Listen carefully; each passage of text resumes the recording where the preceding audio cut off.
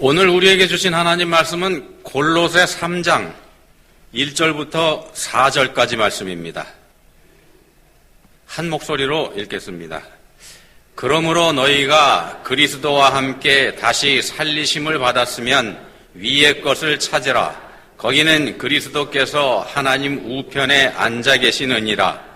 위의 것을 생각하고 땅의 것을 생각하지 말라. 이는 너희가 죽었고 너희 생명이 그리스도와 함께 하나님 안에 감추어졌음이라. 우리 생명이신 그리스도께서 나타나실 그때에 너희도 그와 함께 영광 중에 나타나리라. 아멘. 먼저 잠깐 한번 생각해 보시면 좋겠습니다. 지난 3주 동안에요.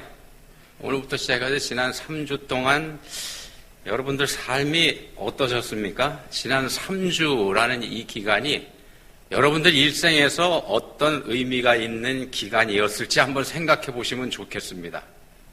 아마도요, 그냥 그저 그런 시간들 보내셨을 것 같습니다. 특별한 일도 없었고, 나중에 특별히 지나온 3주 이 기간을 여러분들 일생에서 기억할 만한 그런 일이 아마 거의 없으셨을 것 같습니다. 그런 일상의 삶을 보내셨을 것 같은데, 왜 이 말씀을 드리는가 하면요, 위스콘신에서 태어나서 딱 3주만 살다가 간 아기가 있었습니다. 딱 3주입니다. 태어나서 병원 밖을 한 번도 나와보지 못했고요. 세상은 구경조차 하지 못한 그런 아기입니다. 겨우 3주라고 하는 짧은 시간만 살았었고, 그것도 삶과 죽음의 경계에서 사투를 벌였기 때문에 이 아기는요, 천사와 같은 아름다운 미소를 가족들에게 남겨두지도 않았습니다. 또 이 아기를 살려보려고 고군분투했던 의료진의 노고, 또 물거품으로 만들어버리고 말았습니다. 뿐만 아니라 이 아기를 위해서 울부짖었던 부모, 또 가족들, 또 교회 식구들의 기도, 이것까지 완전히 무색하게 만들어버리고 떠나버린 아기입니다. 자, 그런 아기가요, 작은 관에 누워서 처음이자 마지막으로 예배당에서 예배를 드렸습니다. 자기 자신의 장례 예배죠. 예배를 집례하는 목사님이 오늘은 우리 모두에게 결코 쉬운 날이 아닙니다 라는 말로 설교를 시작을 합니다. 오늘은 우리 모두에게 결코 쉬운 날이 아닙니다. 그러면서 이렇게 말을 이어갑니다. 오늘이 바로 우리의 믿음을 확인하는 날이 될 거다. 우리의 믿음을 확인하는 날이 될 거다. 그 설교의 일부를 한번 있는 그대로 한번 읽어드려 보겠습니다. 설교의 일부입니다.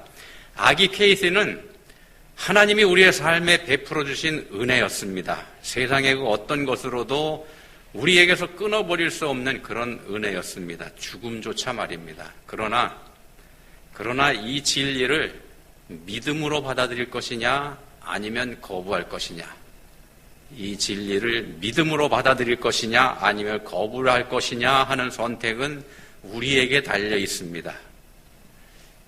이 자리, 그러니까요, 믿음을 확인하는 이 자리에서 믿음으로 받아들일 것이냐 아니면 거부할 것이냐 하는 선택을 해야 한다면 여러분은 어떤 선택을 하실 수 있으실까요?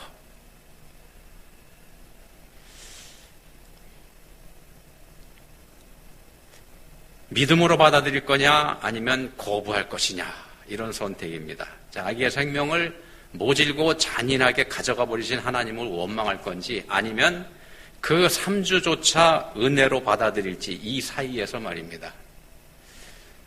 우리는 생명을 가리켜서 신비라고 얘기합니다. 신비라는 말 뜻이 뭡니까?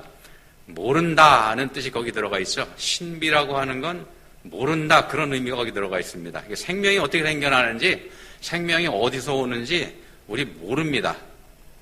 그래서 신비입니다. 물론 사람들의 지식이 쌓여가면서 생명이 만들어지는 과정, 여기에 대해서는 우리가 조금씩 이해의 범위를 넓혀가고 있긴 합니다만, 그건 그냥 과정을 조금 알게 됐을 뿐이지 생명 그 자체에 대한 건 아닙니다. 그런 지식은 아닙니다. 그래서 생명 그 자체는 여전히 우리 인간들에게 신비의 영역입니다.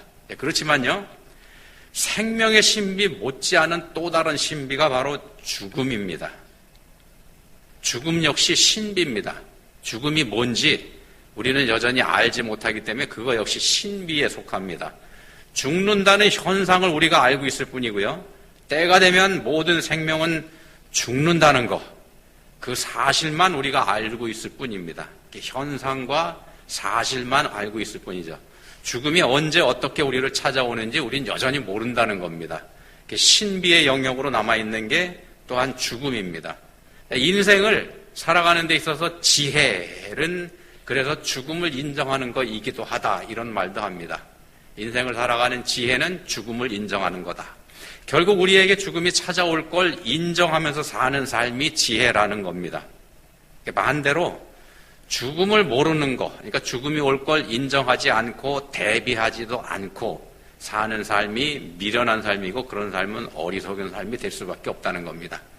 세상에 죽을 줄 모르고 사는 사람도 있을까라고 하는 의문을 가지실 수도 있겠습니다만, 대부분의 사람들은요, 우리도 거기에 포함이 될 수 있습니다만, 대부분의 사람들은 아직 또는 먼 훗날 일 것이라는 막연한 착각을 가지고 살아가고 있습니다. 그래서 평생 죽음에 대해서 깊이 연구했던 분이 있는데, 엘리자베스 키블러-로스라고 하는 분이 있습니다. 제가 한 두어 차례 인용해드렸던 분인데, 이 학자가 죽음을 인정하는 게 지혜다, 이분도 그런 말을 했습니다. 똑같은 말이죠. 그래서 언젠가는 우리에게 반드시 찾아올 죽음을 인정하고 받아들이는 게 그게 지혜라는 겁니다. 먼저 인정하고서 죽음이 올 거라는 거 먼저 인정하고, 그러니까 그러면 어떻게 할까, 이걸 생각하는 게 우리의 일이다, 이런 말을 이분이 했습니다. 인간이 스스로 컨트롤할 수 있는 영역이 아니기 때문에 그런 거죠. 그래서 받아들여야만 하는 거고요, 받아들일 수밖에 없는 거, 그 영역입니다. 그래서 우리 모두는 누구도 예외 없이, 한 사람도 예외 없이 때가 되면 죽을 겁니다. 이 세상에서 가장 평등하고 가장 공평한 게 죽음이다, 이런 말도 하죠. 죽음 앞에서는 누구도 특혜를 누릴 수가 없습니다. 죽음 앞에서 특혜를 누릴 수 있는 사람 없습니다. 돈이 많아서 주체하지 못하는 사람이나 돈이 없어서 굶어 죽는 사람이나 똑같습니다. 건세가 하늘을 찔러서 감히 누구도 접근하지 못하는 어마어마한 세도가 나, 힘이 없어서 억울한 누명을 뒤집어 쓰고 죽는 사람이나 똑같습니다. 비교해도 다를 게 없습니다. 죽음 앞에서는 다 똑같습니다. 평등합니다. 가장 평등합니다. 또 죽음 앞에서는 아무것도 의미가 없습니다. 돈을 얼마나 많이 벌어서 쌓아뒀는지 의미 없습니다. 얼마나 세도가 있는지 그것도 의미가 없고요. 얼마나 즐기면서 재밌는 삶을 살고 있는지 그것도 아무 의미가 없습니다. 죽음이 모든 걸 다 뺏어가 버리기 때문에 그렇습니다. 다 뺏어가 버립니다. 남김없이. 그래서 우리 인생들에게 죽음은 가장 무섭고 두려운 존재죠. 따라서 이런 죽음의 문제를 해결하지 못한 인생은 아무 의미가 없습니다.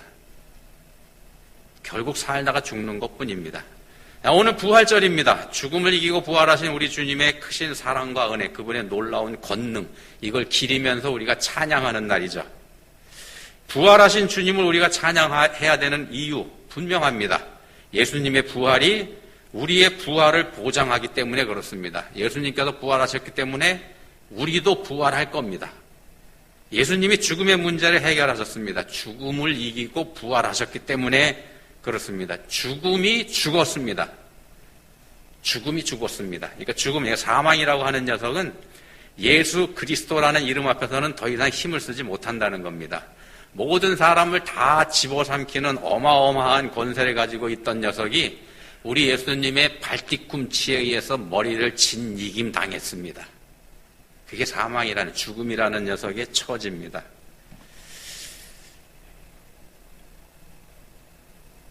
세상 사람들은요, 부활을 믿지 않죠. 그래서 부활을 믿지 않는 세상 사람들은 부활의 증거를 요구합니다.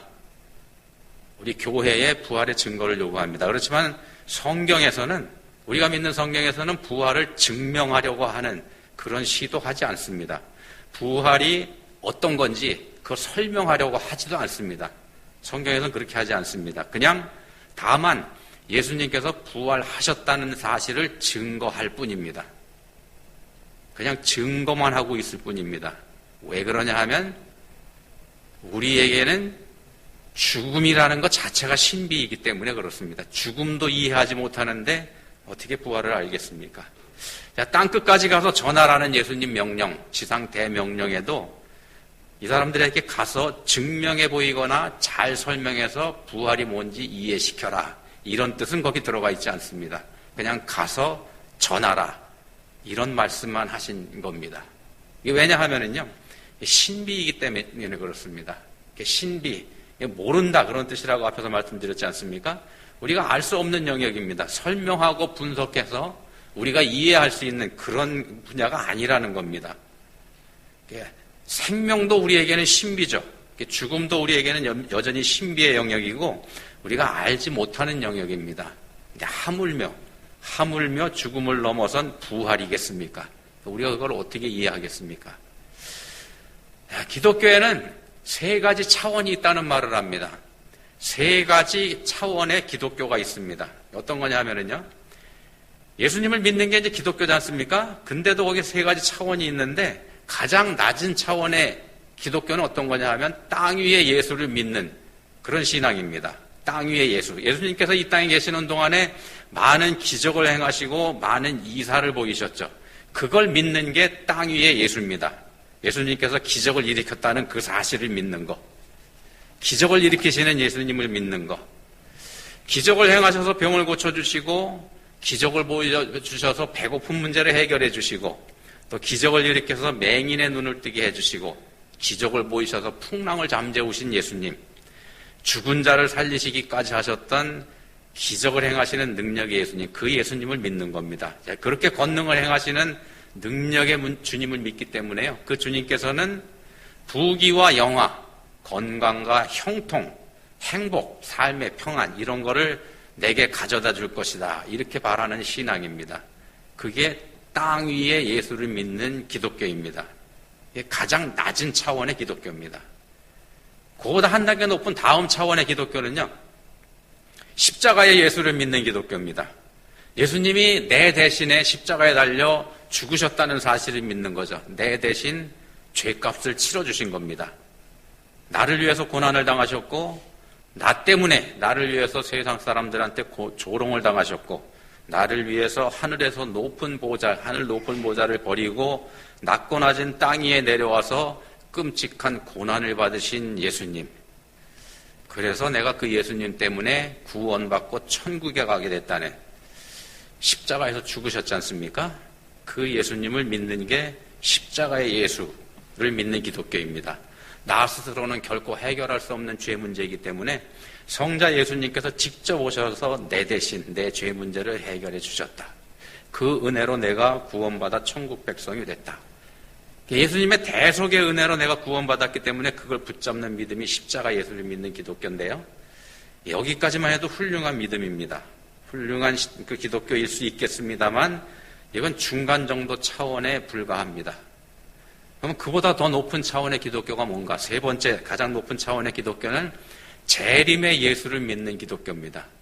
부활하신 예수님을 믿는 기독교라는 말씀입니다. 십자가에서 내 대신 죽어서 내 죄를 대속하신 예수님, 거기에 머물지 않고 그 죽음을 이기고 부활하신 예수님, 지금도 살아계신 예수님을 믿는 믿음, 그게 재림의 예수를 믿는 기독교입니다. 살아계신 예수님께서 하늘로 올라가실 때 약속하신 그대로 다시 오실 건 믿는 믿음. 십자가의 예수를 믿는 두 번째 차원의 믿음은요, 구원받은 것에만 머물게 됩니다. 구원받았으니까 그 다음은 어떻게 살 것인지, 천국이 보장되니까 그 다음은 어떻게 살 것인지 진지한 고민이 부족할 수도 있습니다. 그렇지만 약속대로 다시 오실 예수님, 재림주로 다시 오셔서 세상을 심판하신 예수님을 생각하는 신앙은 구원받은 기쁨, 거기서만 머무르면서 그 기쁨만 누리며 살 수가 없다는 겁니다. 예를 들면 이런 겁니다. 앞에서 고작 3주만 살다 간 아기 케이씨 말씀을 드렸는데, 그 말씀 드리면서 지난 3주 동안의 시간이 여러분 삶에서 어떤 의미, 어떤 위치를 가지는지 한번 질문 드렸었죠. 얼마나 소중하게 우리가 시간을 사용하면서 살고 있는지 그런 질문을 한 셈입니다. 바로 그걸 여쭌 겁니다. 우리가 하루하루 살아가는데 얼마나 진지하고 성실하게 살아가고 있는지 그런 뜻으로 여쭌 질문입니다. 자, 그 아기의 장례 예배 설교 중에 이런 말씀이 또 있습니다. 케이씨는 우리에게 새로운 아침을 맞을 수 있는 게 얼마나 큰 복인지를 가르쳐준 아이였습니다. 너무나 짧았지만 용기로 가득 찼던 그 아이의 삶은 전심을 다해 우리에게 이렇게 외칩니다. 단 하루라도 무의미하게 살지 말라고. 단 하루라도 무의미하게 살지 말라고. 1998년도에요. 부활절을 2주 앞둔 금요일 아침에 텍사스 오스틴에 있는 한 목사님에게 젊은 부부 교인에게서 전화가 걸려옵니다. 젊은 부부 교인입니다. 어제 수술을 받은 태어난 지 겨우 열흘 된 딸 아이가 오늘을 넘기기 어려울 것 같다고 의사가 말했다고 전화를 걸어옵니다. 그리고 그 아기는 결국 그날을 넘기지 못하고 하나님 품으로 돌아갔습니다. 자, 그 목사님의 부활절 설교 중에는 이런 말씀이 들어 있습니다. 우리는 알 수 없습니다. 우리가 알 수 있는 것이라고는 삶과 죽음을 막론하고 우리는 하나님께 속해 있다는 것뿐입니다. 생사를 막론하고 우리는 이 어린아이는 하나님께 속해 있다는 걸 믿고 있습니다. 앞에서 생명은 신비다고 말씀드렸습니다. 죽음 또한 신비라는 말씀도 드렸고요. 그게 신비인 이유는 우리가 알지 못하기 때문이라고 말씀드렸습니다. 생명이 어디에서 오는지, 어떻게 왔다가 어떻게 가는지 이거 우리가 모릅니다. 다만 받아들일 뿐이죠. 우리가 이렇게 숨을 쉬고 있는 거, 우리가 이렇게 숨 쉬면서 지금 이 자리에 이렇게 앉아 있다는 얘기는 우리에게 주어진 생명을 받아들였기 때문입니다. 우리에게 주신 생명을 받아들였기 때문에 우리가 숨 쉬고 살아 있습니다. 받아들였기 때문에 우리가 살아 있습니다. 그렇지만 그게 우리의 의사하고는 전혀 무관하죠.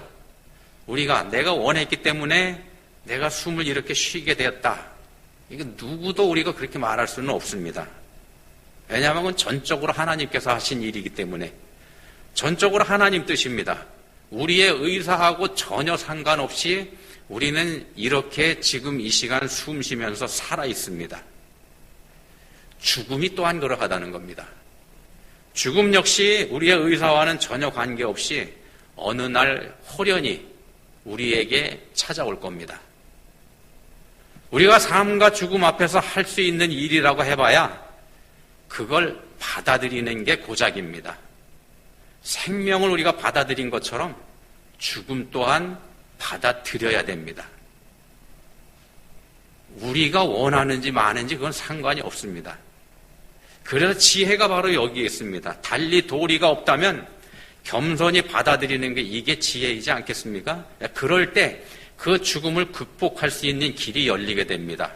이게 바로 예수님께서 그렇게 하신 겁니다. 겸손히 받아들일 때 길이 열리는 겁니다. 죽음을 극복할 수 있는 길이. 예수님께서 죽음에서 부활하셨다는 건 먼저 그분이 죽음을 받아들이셨다는 것, 이걸 뜻합니다. 죽음이 먼저 있었기 때문에 부활이 있지 않습니까? 죽음이 없이는 부활도 없습니다. 죽지 않으면 부활할 수 없죠. 죄가 없으시기 때문에 죽음과 전혀 관계가 없으셨던 우리 예수님이지만 먼저 죽음을 맛보셨습니다. 그래서 부활하셨죠. 죽음을 받아들인다는 게 그럼 어떻게 하는 건가? 예수님이 하셨던 방법인데요. 독일의 순교자 본헤퍼 목사님은 예수님께서 3가지를 포기하셨다 이런 말을 합니다. 예수님이 3가지를 포기하셨다. 첫 번째 포기하신 건 생명입니다. 생명을 포기하셨습니다. 당신의 생명을 하나님께 내드렸죠. 아버지 하나님 뜻대로 하시도록. 예수님께서 마지막으로 십자가에 하셨던 말씀, 어떤 말씀인지 여러분 기억하십니까? 이 말씀입니다. 내 영혼을 아버지 손에 부탁하나이다. 이 기도를 끝으로 숨을 거두셨습니다. 근데 이 기도가 뭐냐면요, 유대인들이 잠자리에 들면서 하는 기도입니다. 취침 기도. 우리는 잠자리에 들 때 기도를 한다면 여러 가지 기도를 하죠. 잘 자게 해주십시오. 내일 아침에 건강하게 일어나게 해주시고, 또 밝고 활기찬 내일을 맞게 해달라고, 이런 등등의 기도를 우리가 합니다. 그렇지만 따지고 보면은요, 이런 기도는 우리가 하고 있긴 합니다만 교만한 기도이기도 합니다. 왜냐하면 내일이 우리에게 허락될지 어떨지 우리는 모르기 때문입니다. 전적으로 그건 하나님 영역이고 하나님의 뜻에 달려있는 그런 일이기 때문에 그렇습니다. 바로 그겁니다. 모든 걸 하나님 손에 올려드리고 하나님 뜻에 다 맡겨드린 기도가 바로 내 영혼을 아버지 손에 부탁하나이다 입니다. 두 번째로 예수님께서 포기하신 게 결과입니다. 결과. 일의 결과가 어떻게 되든지 아버지 하나님께 맡겨드린 겁니다. 심지어 죽은 후에 부활이 있든지 아니든지 이것까지 맡겨드린 겁니다. 죽는다는 건 내가 뭘 할 수 있는 게 없다는 뜻이지 않습니까? 아버지께 맡겨드린 거죠. 물론 그럴 일은 절대로 없겠습니다만 예수님은 모든 걸 다 부활이든지 아니든지 다 하나님 손에 맡겨드리고 결과를 맡겨드리고 죽음을 당하신 겁니다. 그리고 세 번째 마지막으로 예수님께서 포기하신 게 명예입니다. 예수님 누구십니까? 성자 하나님이시지 않습니까? 성자께서 피조물인 인간이 되셨다는 건 이미 모든 것, 특히 그분에게 소중한 명예, 하나님이라고 하는 그 소중한 명예를 포기하신 거죠. 그리고 피조물에 불과한 인간들에게 온갖 수모와 멸시와 조롱을 당하시고 그걸 포기하신 게 예수님이십니다. 우리가 길을 쓰고 지키려고 하는 알량한 자존심하고는 차원이 다릅니다. 전혀 다른 겁니다. 그걸 예수님이 포기하셨습니다. 이런 예수님과 하나가 되는 거, 이런 예수님과 하나가 되는 게 우리가 부활하는 겁니다. 예수님과 하나가 될 때 우리는 예수님과 더불어 십자가에서 죽고 그리고 죽음을 이기고 부활하신 예수님과 함께 부활의 기쁨에 우리가 함께 참여하게 되는 겁니다. 예수님과 함께 할 때 되는 일입니다. 이 세상에서도 우리가 살아가면서 부활의 삶을 체험하면서 살아갈 수가 있습니다. 예수님 따라하면 어떻게 할 수 있는가? 사도행전 4장 32절에 보시면 아주 의미 있는 말씀이 거기 하나 있습니다. 우리가 다 아는 말씀입니다. 이런 말씀이 있습니다. 믿는 무리가 한 마음과 한 뜻이 되어 모든 물건을 서로 통용하고 자기 재물을 조금이라도 자기 것이라 하는 이가 하나도 없더라. 여기서 말씀합니다. 자기 재물을 조금이라도 자기 것이라 하는 이가 하나도 없더라. 자기 거지만 자기 것이라고 주장하지 않는 겁니다. 그게 부활의 삶을 사는 방법 중에 하나입니다. 사실 따지고 보면은요, 이 땅에 내 거, 우리 거 없습니다. 그러니까 모든 건 하나님께서 온 거고 모든 것의 주인, 심지어 우리 자신의 주인도 하나님이시기 때문에 우리가 내 거라고 주장할 수 없다는 겁니다. 우리가 내 거라고 주장할 수 있는 거 하나도 없습니다. 그럼에도 내 것을 외치면서 아둥바둥하는 게 인생들의 어리석은 모습이지 않습니까? 모든 것의 주인이지만 그 모든 것을 다 포기하신 예수님하고 우리하고 비교가 됩니다. 예수님 따라 사는 게 부활의 삶을 사는 방법입니다. 그래서 이 땅에서 부활의 삶을 사는 가장 쉬운 방법, 내 것을 포기하는 것입니다. 내 것을 내 거라고 주장하지 않는 것. 이게 가장 쉬운 겁니다. 본문 3절에서 말씀합니다. 본문 3절입니다. 이미 너희가 죽었고 너희 생명이 그리스도와 함께 하나님 안에 감추어졌습니다. 이미 너희가 죽었고 너희 생명이 그리스도와 함께 하나님 안에 감추어졌습니다. 이미 너희가 죽었다 말씀합니다. 우리 이미 죽었습니다. 우리가 죽었다고 하는 건 우리께 이 땅에 아무것도 없다 그런 뜻이기도 합니다. 우리가 이 땅에 있는 우리 생명이 죽었다 그러면은 이 땅에 우리가 근거가 없죠. 근데 그 근거 없는 우리에게 이 땅에 우리 소유가 있을 수가 없지 않습니까? 그런데도 지키려고 버둥거리면 그야말로 그냥 어리석은 짓이다. 이 말씀을 드리는 겁니다. 있지도 않은 걸 지키려고 하니까. 죽은 생명이 뭘 가질 수 있고 죽은 생명이 뭘 지킬 수 있겠습니까? 그래서 그리스도와 함께 우리의 생명이 그리스도와 함께 저 하늘에 소중하게 보존되어 있다는 걸 생각하시며 사시기 바랍니다. 우리의 생명이 그리스도와 함께 하나님 우편에 감추어져 있습니다. 본문에서 그렇게 말씀합니다. 너희가 죽었고 너희 생명이 그리스도와 함께 하나님 안에 감추어져 있습니다. 그 생명을, 감추어진 부활의 생명을 소망하시면서 이 세상을 사시기 바랍니다. 기도하시겠습니다. 하나님 아버지, 이 땅에서 저희가 누리는 생명은 이미 죽은 것이라 했습니다. 저희의 참 생명은 그리스도 우리 주님과 더불어서 하나님 우편에 소중하게 감추어져 있다고 그 사실을 저희가 알게 해주셨습니다. 저희가 그걸 믿음으로 받아들이고 이 세상 걸 내 거라고 주장하는 어리석음에서 벗어날 수 있게 해주시기 원합니다. 저희에게 부활의 참 소망을 바라보는 믿음의 눈 열어주시기 원합니다. 예수님 이름으로 기도합니다. 아멘.